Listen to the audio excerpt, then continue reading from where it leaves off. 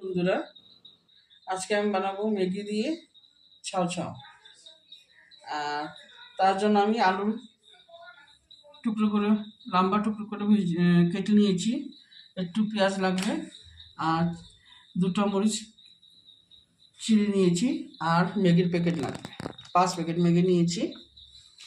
আর গরম জলটা আগে থেকে বানিয়ে রেখেছি, আর জলটা ফুটিয়ে গেছে। এখন আমি ম্যাগি সিদ্ধ দিয়ে দেবো। খালি ম্যাগিটা দিয়ে দেবো, মশলাটা রেখে দেবো, মশলাটা পরে লাগবে। এই দেখুন বন্ধুরা, সিদ্ধ হয়ে গেছে।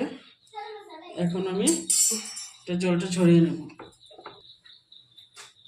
তেলটা বসিয়ে দিয়েছি, আর তেলটা গরম হয়ে গেছে। এখন আলুটা আগে ছেড়ে দেব।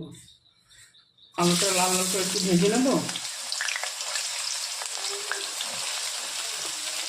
একটু একটু হলুদ দিয়ে দেবো,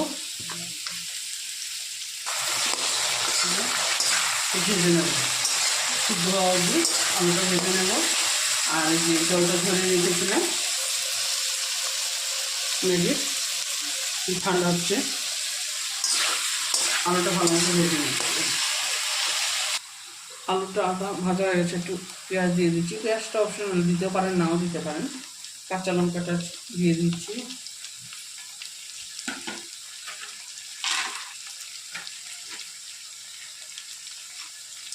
আমার একটা মটর বেশি না, একটু আছে, মটরটাও দিয়ে দিলাম।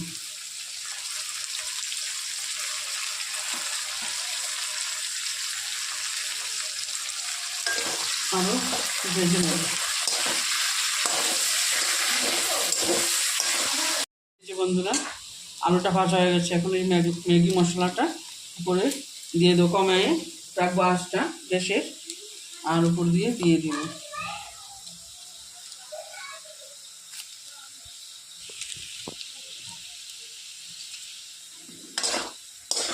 দিয়ে একটু মিশিয়ে নেব। আরও 2টা আছে, ওটাও দিয়ে দিচ্ছি।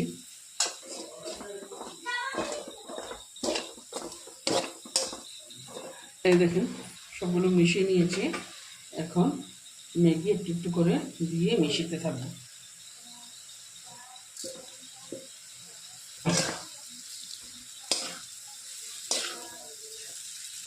একটু একটু করে ম্যাগি দেবো আর মিশিয়ে থাকবো।